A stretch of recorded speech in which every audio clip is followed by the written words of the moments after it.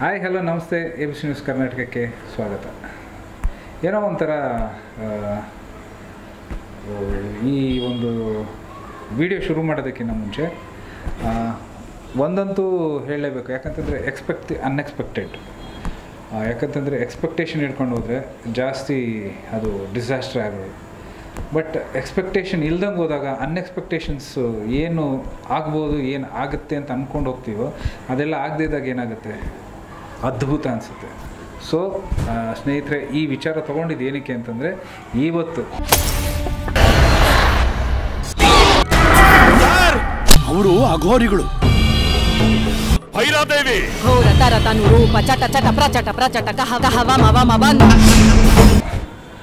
ಭೈರಾದೇವಿ ಅನ್ನೋ ಒಂದು ಸಿನಿಮಾ ಸಾಕಷ್ಟು ಪಾಸಿಟಿವ್ ವೈಬ್ರೇಷನ್ ಕೊಟ್ಟಂತಹ ಸಿನಿಮಾ. ನೋಡ್ತಿದ್ದಂಗೆ ಸಾಕಷ್ಟು ಸನ್ನಿವೇಶಗಳಲ್ಲಿ ಈಗಿನ ಕಾಲದ ಲೆಕ್ಕಾಚಾರಕ್ಕೆ ಹೋಯ್ತು ಅಂತಂದರೆ ಗೂಸ್ ಬಂಪ್ಸ್ ಅಂತಾರೆ. ನಮ್ಮ ಲೆಕ್ಕಾಚಾರಕ್ಕೆ ಹೋಯ್ತು ಅಂತಂದರೆ ರೋಮಾಂಚನ ಭರಿಸುವಂತಹ ಸಾಕಷ್ಟು ಸನ್ನಿವೇಶಗಳು ಈ ಸಿನಿಮಾದಲ್ಲಿ ತುಂಬಿಕೊಂಡಿದೆ ಅಂತ ಹೇಳಿದ್ರೆ ನಿಜವಾಗ್ಲೂ ತಪ್ಪಾಗೋದಿಲ್ಲ. ಯಾಕೆ ಇಷ್ಟೊಂದು ಹೇಳಬೇಕು ಅಂತಂದರೆ, ನಮಗೆ ಒಂದು ಕನ್ನಡದಲ್ಲಿ ಈ ಜೋನರ್ ಸಿನಿಮಾಗಳು ಇವತ್ತಿನವರೆಗೂ ಬಂದಿಲ್ಲ. ಅಂದರೆ ಒಂದು ಪಾತ್ರಧಾರಿಯ ಪಾತ್ರ ಇವತ್ತಿನವರೆಗೂ ಬಂದಿಲ್ಲ, ಎಲ್ಲೂ ನಾನು ಕೇಳೂ ಇಲ್ಲ. ತಕ್ಕ ಮಟ್ಟಿಗೆ ಕೆಲವೊಂದು ಬೇರೆ ಭಾಷೆಗಳಲ್ಲಿ ಆ ಒಂದು ಸನ್ನಿವೇಶಗಳನ್ನ ನೋಡಿರ್ತೀನಿ. ಆದರೆ ಈ ಸನ್ನಿವೇಶದಲ್ಲಿ ಅಥವಾ ಈ ಒಂದು ಸಿನಿಮಾದಲ್ಲಿ ಕೆಲವು ಸನ್ನಿವೇಶಗಳಲ್ಲಿ ಬರುವಂತಹ ಭೈರಾದೇವಿಯ ಪಾತ್ರವನ್ನು ಮಾಡಿರುವಂತಹ ರಾಧಿಕಾ ಕುಮಾರಸ್ವಾಮಿ ಅವರಿಗೆ ಬಹಳ ವರ್ಷಗಳ ನಂತರ ದೊಡ್ಡ ಕಮ್ಬ್ಯಾಕ್ ಅಂತಲೇ ಹೇಳಬೇಕು. ಜಾಸ್ತಿ ಈ ಒಂದು ವಿಡಿಯೋದಲ್ಲಿ ನಾನು ಅಷ್ಟುದ್ದ ಹೇಳಲಿಕ್ಕೋಲ್ಲ, ಸಣ್ಣದಾಗಿ ಹೇಳ್ತೀನಿ.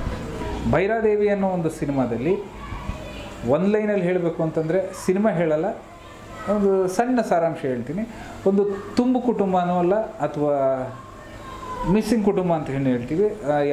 ಯಾರು ಇಲ್ಲ ಅಂದಿರೋ ಕುಟುಂಬ ಅಂತೂ ಇಲ್ಲ. ಒಂದು ಸಂತೋಷವಾಗಿರುವಂತಹ ಒಂದು ಕುಟುಂಬ. ಆ ಕುಟುಂಬದಲ್ಲಿ ರಮೇಶ್ ಅನ್ನೋ ಪಾತ್ರ ಮಾಡಿರುವಂತಹ ಒಂದು ವ್ಯಕ್ತಿ ಅನುಪ್ರಭಾಕರ್, ಒಂದು ಸಣ್ಣ ಮಗು, ಹೆಣ್ಣು ಮಗು, ಅದ್ರ ಜೊತೆಗೆ ರಾಧಿಕಾ ಕುಮಾರಸ್ವಾಮಿ.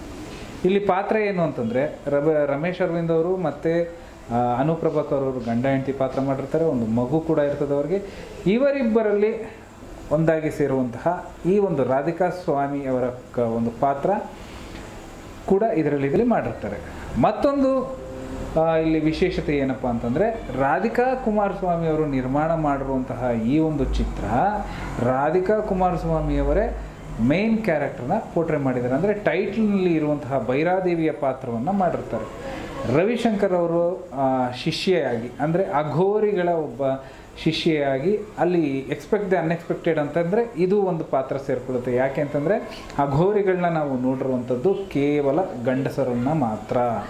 ಇಲ್ಲಿ ಒಂದು ಹೆಣ್ಣು ಕೂಡ ಅಘೋರಿ ಆಗಬಹುದು ಅಂತ ಸಿನಿಮಾದಲ್ಲಿ ತೋರಿಸಿರ್ತಾರೆ. ಅದರಲ್ಲೂ ಒಂದು ದುಷ್ಟಶಕ್ತಿ ಮತ್ತು ದೈವಶಕ್ತಿ ನಡುವೆ ನಡೆಯುವಂತಹ ಸಂಘರ್ಷವಿರಬಹುದಾ, ಅಥವಾ ಇದು ಕಂಪ್ಲೀಟ್ ಒಂದು ಆರರ್ ಜೋನರ್ಗೆ ಸೇರಿಕೊಳ್ಳುವಂತಹ ಸಿನಿಮಾನ, ಅಥವಾ ಫ್ಯಾಮಿಲಿ ಡ್ರಾಮಾನ, ಅಥವಾ ಸಸ್ಪೆನ್ಸ, ಥ್ರಿಲ್ಲರ ಅಂತ ನೀವು ಯಾವ ಜೋನರ್ಗೆ ಸೇರಿಸ್ಬೇಕು ಅಂತ ಹೋಯ್ತು ಅಂತಂದರೆ, ಇದು ಪ್ರತಿಯೊಂದು ಜೋನರ್ಗೂ ಸೇರಿಕೊಳ್ಳುವಂತಹ ಒಂದು ಒಳ್ಳೆಯ ಸಿನಿಮಾ. ನಿಜ ಹೇಳಬೇಕು ಅಂತಂದರೆ, ಈ ವರ್ಷಗಳಲ್ಲಿ ಸಾಕಷ್ಟು ಒಳ್ಳೊಳ್ಳೆ ಸಿನಿಮಾಗಳು ಬಂದಿದೆ. ಆ ಸಿನಿಮಾಗಳ ದೊಡ್ಡ ಮಟ್ಟದ ಹಿಟ್ ಕೂಡ ಕೊಟ್ಟಿದೆ ಕನ್ನಡ ಇಂಡಸ್ಟ್ರಿಗೆ. ಕನ್ನಡ ಇಂಡಸ್ಟ್ರಿನಲ್ಲಿ ಮತ್ತೊಮ್ಮೆ ಬೂಮ್ ಆಗುವಂತಹ ಸನ್ನಿವೇಶಗಳು ಕಾಣ್ತಾ ಇದೆ. ಅದರಲ್ಲಿ ರಾಧಿಕಾ ಕುಮಾರಸ್ವಾಮಿಯವರ ಈ ಒಂದು ಭೈರಾದೇವಿ ಕೂಡ ಸೇರಿಕೊಳ್ಳುತ್ತೆ ಅನ್ನೋದ್ರಲ್ಲಿ ಎರಡು ಮಾತಿಲ್ಲ. ಜಾಸ್ತಿ ಹೇಳಲಿಕ್ಕೆ ಇಷ್ಟಪಡಲ್ಲ. ಒಮ್ಮೆಲೆ ನಾವು ಆಪ್ತ ರಕ್ಷಕನ ಏನಕ್ಕೆ ನೆನೆಸ್ಕೊಂತೀವಿ ಅಂತಂದರೆ, ದೊಡ್ಡ ಮಟ್ಟದ ಸಕ್ಸಸ್ಸು ಹಾರರ್ ಸಿನಿಮಾ ಅಂತ. ಮತ್ತು ಅದರಲ್ಲಿ ನಡೆಸಿದಂತಹ ನಮ್ಮ ಏನು ಹೇಳೋದು, ಅವ್ರನ್ನ ನೆನೆಸ್ಕೊಳ್ಳೇಬೇಕು, ವಿಷ್ಣು ದಾದಾರ್ ಅವರ ಸಿನಿಮಾ. ಅದರಲ್ಲಿ ರಮೇಶ್ ಅರವಿಂದ್ ಅವರು ಕೂಡ ಸ್ನೇಹಿತನ ಪಾತ್ರ ಮಾಡಿರ್ತಾರೆ. ಆ ಸ್ನೇಹಿತನ ಪಾತ್ರ ಆಪ್ತಮಿತ್ರದಲ್ಲಿ ನಟಿಸಿದ್ದಂತಹ ರಮೇಶ್ ಅರವಿಂದ್ ಅವ್ರನ್ನ ನೀವು ಇಲ್ಲಿ ಅದೇ ಜೋನರ್ನ ಸಿನಿಮಾದಲ್ಲಿ ನೋಡ್ಬೋದು ಅಂತ ಬಂದರೆ, ಮತ್ತೊಮ್ಮೆ ಹೇಳ್ತೀನಿ, ಎಕ್ಸ್ಪೆಕ್ಟ್ ದಿ ಅನ್ಎಕ್ಸ್ಪೆಕ್ಟೆಡ್. ಈ ಒಂದು ಪಾತ್ರ ಅಥವಾ ಈ ಒಂದು ಪಾತ್ರವನ್ನು ಮಾಡಿರುವಂತಹ ರಮೇಶ್ ಅರವಿಂದ್ ಅವರು ಸತತವಾಗಿ ಹೆಚ್ಚು ಕಮ್ಮಿ 2 ದಶಕಗಳ ಕಾಲದಿಂದ ಇಂಥ ಪಾತ್ರದಲ್ಲಿ ಅಭಿನಯಿಸೇ ಇಲ್ಲ. ಚಾಲೆಂಜ್ ಯಾಕೆ ಅಂತಂದರೆ ಇಲ್ಲಿ main centre of attraction Radhika Kumaraswamy ಅವರ ಒಂದು ಫೀಮೇಲ್ ಅಘೋರಿ ಅನ್ನೋದೊಂದು ಬಿಟ್ಟರೆ, ಈ ಒಂದು ರಮೇಶ್ ಅವರು ಮಾಡಿರುವಂತಹ ಪಾತ್ರ ಇದೆಯಲ್ಲ ಅತ್ಯದ್ಭುತವಾಗಿದೆ. ಇನ್ನು ಫಸ್ಟ್ ಹಾಫ್ನಲ್ಲಿ ನೀವು ಅಘೋರಿಗಳ ಒಂದು ಕಾರ್ಯವೈಖರಿಗಳು, ಅವರ ನಿಷ್ಠೆ, ಕರ್ಮ, ಏನೇನು ಮಾಡ್ತಾರೆ, ದೈನಂದಿನ ಕಾರ್ಯಗಳು ಅವೆಲ್ಲ ತೋರಿಸ್ಕೊತಾ ಬರ್ತಾರೆ. ಒಂದು ಸಮಸ್ಯೆಗೆ ಎದುರಾಗುತ್ತೆ. ಆ್ಯಸ್ ಯೂಶುವಲ್ ನಿಮಗೆ ಗೊತ್ತಿರುತ್ತೆ, ಸಾಕಷ್ಟು ಕಡೆ ರಮೇಶ್ ಅವರು ಅಥವಾ ಸಿನಿಮಾ ತಂಡದವರು ಹೇಳಿರ್ತಾರೆ, ಆ ಒಂದು ಸಮಸ್ಯೆ ನಿವಾರಣೆ ಮಾಡಿಕೊಳ್ಳಿಕ್ಕೆ ಅಂತ ಈ ಒಂದು ಅಘೋರಿಗಳ ಒಂದು ಮಿಲನಕ್ಕೆ ಹೋಗ್ತಾರೆ. ಆ ಮಿಲನದಿಂದ ಆಗುವಂತಹ ಒಂದು ಹೆಜ್ಜೆ ನೀವು ಇಂಟರ್ವಲ್ ಲೀಡ್ ಹೋಯ್ತು ಅಂತಂದರೆ ನಿಮಗೆ ಒಮ್ಮೆಲೆ ಇದೆಲ್ಲೋ ನೋಡಿದ್ದೀನಲ್ಲಪ್ಪ ಅಂತ ಅನ್ನಿಸ್ಬೋದು. ಒಂದು ಕಡೆ ಏನು ಅಂತಂದರೆ ನಿಮಗೆ ಕಾಂತಾರ ಕ್ಲೈಮ್ಯಾಕ್ಸ್ ಜ್ಞಾಪನ ಬಂದರೂ ಬರಬಹುದು. ನಾನು ಇನ್ಸ್ಪಿರೇಷನ್ ಅಂತ ಹೇಳ್ತಾ ಇಲ್ಲ, ಅದೇ ಬೇರೆ ಇದೇ ಬೇರೆ. ಆದರೆ ಅದನ್ನೊಂದು ಸ್ವಲ್ಪ ಒಂದು ಸತಿ ಬಂದು ಹೋಗುತ್ತೆ. ನಾನು ಹೇಳೋದ್ನಲ್ಲ, ಗೂಸ್ ಬಂಪ್ಸು ಅಥವಾ ಮೈ ನವಿರೇಳಿಸುವಂತಹ ಪಾತ್ರಗಳು ಅಥವಾ ಸನ್ನಿವೇಶಗಳು ಬರ್ತವೆ ಅಂತ. ಇದು ಇಂಟರ್ವಲ್ಲು. ತದನಂತರ ನೀವು ಕ್ಲೈಮ್ಯಾಕ್ಸ್ನ ಯಾವುದೇ ಕಾರಣಕ್ಕೂ ಮಿಸ್ ಮಾಡೋಂಗಿಲ್ಲ. CG ವರ್ಕ್ಸು ಮಾತ್ರ ತುಂಬ ಅತ್ಯದ್ಭುತವಾಗಿ ಮಾಡಿದ್ದಾರೆ. ಯಾಕೆ ಅಂತಂದರೆ ಕೆಲವೊಂದು ಟೆಕ್ನಿಕಲ್ ಇಶ್ಯೂಸಿಂದ ಒಳ್ಳೊಳ್ಳೆ ಸಿನಿಮಾಗಳು ಏನಪ್ಪ ಹಿಂಗೆ ಮಾಡಿದ್ದಾರೆ ಹಂಗೆ ಹಿಂಗೆ ಅಂತೆಲ್ಲ ಅಂದ್ಕೊತೀವಿ.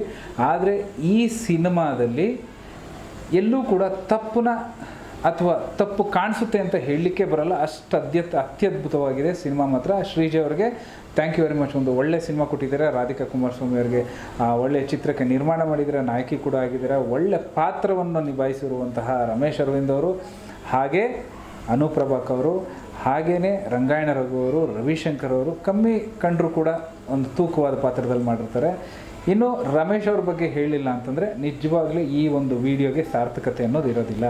20 ವರ್ಷಗಳ ನಂತರ ಅಥವಾ ಹಲವು ವರ್ಷಗಳ ನಂತರ ಇಂಥ ಒಂದು ಪಾತ್ರದಲ್ಲಿ ಮಾಡಿದ್ದಾರೆ ಅಂತಂದರೆ ನಿಸ್ಸಂದೇಹವಾಗಿ ನೀವು ಸಿನಿಮಾನ ಪ್ರತಿಯೊಬ್ಬರು ನೀವು ನೋಡಿ, ಹಾರರು, ದೆವ್ವದ ಪಿಕ್ಚರು, ಭೂತದ ಪಿಕ್ಚರು, ಸಖತ್ ಭಯ ಇರುತ್ತೆ, ಹಂಗೆ ಹಿಂಗೆ ಅಂದ್ಕೊಂಡ್ರೆ ಇಲ್ಲಿ ದೈವಶಕ್ತಿ ಕೂಡ ಇರುತ್ತೆ. ಅಘೋರಿಗಳು ಅಂತಂದರೆ ದೈವ ಸಂಭೂತರು ಅಥವಾ ದೈವಶಕ್ತಿಯನ್ನು ತಮ್ಮಲ್ಲಿ ಆಹ್ವಾನಿಸಿಕೊಂಡು ದುಷ್ಟಶಕ್ತಿಗಳನ್ನು ನಿವಾರಣೆ ಮಾಡಲಿಕ್ಕೆ ಬರುವಂತಹ ಕೆಲಸದಲ್ಲಿ ಅಘೋರಿಯ ಪಾತ್ರವನ್ನು ಮಾಡಿರುವಂತಹ ರಾಧಿಕಾ ಕುಮಾರಸ್ವಾಮಿ ಅವರು ಕಾಣ್ತಾರೆ. ಅಂಥ ಒಂದು ಪಾತ್ರ ತುಂಬ ತೂಕವಾದ ಪಾತ್ರ, ಗಟ್ಟಿಗಿತ್ತಿಯ ಪಾತ್ರ. ಆ ಫೈಟ್ಸು, ಆ ಒಂದು ಕಾಳಿ ಲುಕ್ನಲ್ಲಿ ರಾಧಿಕಾ ಕುಮಾರಸ್ವಾಮಿಯನ್ನು ನೋಡೋದಕ್ಕೆ ನಿಜವಾಗ್ಲೂ 2 ಕಣ್ಣು ಸಾಲದು, ಅಷ್ಟು ತುಂಬ ಚೆನ್ನಾಗಿ ಕಾಣಿಸ್ತಾರೆ. ರಮೇಶ್ ಅವ್ರ ಬಗ್ಗೆ ಹೇಳ್ತಾ ಇದ್ದೆ ನಾನು, ನಿಜವಾಗ್ಲೂ ಹೇಳ್ತೀನಲ್ಲ, ರಮೇಶ್ ಅವ್ರನ್ನ ಯಾಕೆ ಪರ್ಫೆಕ್ಟ್ ಆರ್ಟಿಸ್ಟ್ ಅಂತ ಹೇಳ್ತೀವಿ ಅಂತಂದರೆ ಈ ಒಂದು ಸಿನಿಮಾನ ನೀವು ನಿಜವಾಗ್ಲೂ ನೋಡಲೇಬೇಕು. ಇನ್ನು ಮ್ಯೂಸಿಕ್ಕು, ಸಾಂಗ್ಸು ಒಂಥರ ಹೇಳ್ತಾ ಇದ್ದೀನಲ್ಲ, ಎಲ್ಲೋ ಒಂದು ಡಿಫ್ರೆಂಟು ಒಂಥರ ವಿಚಿತ್ರವಾದ ಅಥವಾ ವಿಭಿನ್ನವಾದ ಪ್ರಪಂಚಕ್ಕೆ ನಮ್ಮನ್ನು ಕರ್ಕೊಂಡೋಗಿ 2.25 ಗಂಟೆ ಅಥವಾ 2.5 ಗಂಟೆ ಕೂರಿಸುವಂತಹ ಕೆಲಸ ಶ್ರೀಜಯ್ ಮಾಡಿದ್ದಾರೆ.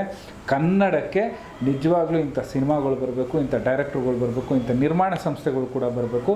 ಯಾಕೆ ಅಂತಂದರೆ ಎಂಟರ್ಟೈನ್ಮೆಂಟ್ ಸೆಕ್ಟರ್ ಇವಾಗ ಬಿದ್ದೋಗ್ತಾ ಇರುವಂತಹ ಸನ್ನಿವೇಶದಲ್ಲಿ ಇಂಥ ಚಿತ್ರಗಳು, ಸಾಕಷ್ಟು ಚಿತ್ರಗಳು ಬಂದಿದೆ ಲೈನಪ್ಪು, ಅಂಥದ್ರಲ್ಲಿ ಇಂಥ ಸಿನಿಮಾ ಕೂಡ ನಿಂತ್ಕೊಳ್ಳುತ್ತೆ. ನಮ್ಮ ಕನ್ನಡ ಚಿತ್ರರಂಗ ಏಳಿಗೆಗೆ ಇದು ಕೂಡ ಒಂದು ಮೈಲಿಗಲ್ಲು ಅಂತಲೇ ಹೇಳಬೇಕು. ಸೊ ಸ್ನೇಹಿತರೆ, ಯಾವುದೇ ಕಾರಣಕ್ಕೂ ಇದು ಇಂಥ ಸಿನಿಮಾ ಅಂತೆ ಅಂಥ ಸಿನಿಮಾ ಅಂತೆ ಅಂತ 4 ಜನರ ಮಾತು ಕೇಳ್ಕೊಂಡು ಹೋಗಬೇಡಿ.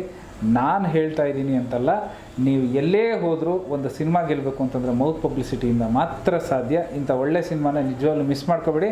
ಆದರೆ ಒಂದು ಮಾತ್ರ, ಒಳ್ಳೆ ಸೌಂಡ್ ಇರುವಂತಹ ಸಿನಿಮಾಗೆ ಥಿಯೇಟ್ರಿಗೆ, ಹಾಲ್ಗೆ ಹೋಗಿ ನೋಡಿ. ಯಾಕಂತಂದರೆ ಅಂಥ ಸಿನಿಮಾ ನೋಡಬೇಕು ಅಂತಂದರೆ ವಿತ್ ಸೌಂಡ್ ಎಫೆಕ್ಟ್ಸು, ಸರೌಂಡ್ ಸಿಸ್ಟಮ್ನಲ್ಲಿ ಏನಿರುತ್ತೆ ಅಂತಹ ಒಂದು ಥಿಯೇಟ್ರ್ನಲ್ಲಿ ಹೋಗಿ ದಯವಿಟ್ಟು ವೀಕ್ಷಣೆ ಮಾಡಿ. ಇಂಥ ಸಿನಿಮಾಗಳನ್ನ ಯಾವುದೇ ಕಾರಣಕ್ಕೂ ಮಿಸ್ ಮಾಡ್ಕೋಬೇಡಿ. OTT ಬರುತ್ತೆ, ಅಲ್ಲಿ ಬರುತ್ತೆ, ಇಲ್ಲಿ ಬರುತ್ತೆ ಅಂತ ಮಾತ್ರ ಕಾಯ್ಕೋಬೇಡಿ. ಥಿಯೇಟ್ರಲ್ಲಿ ನೋಡಿದ್ರೇ ಈ ಸಿನಿಮಾ ಸಖತ್ ಸೂಪರ್. ಧನ್ಯವಾದಗಳು. ABC news Karnataka.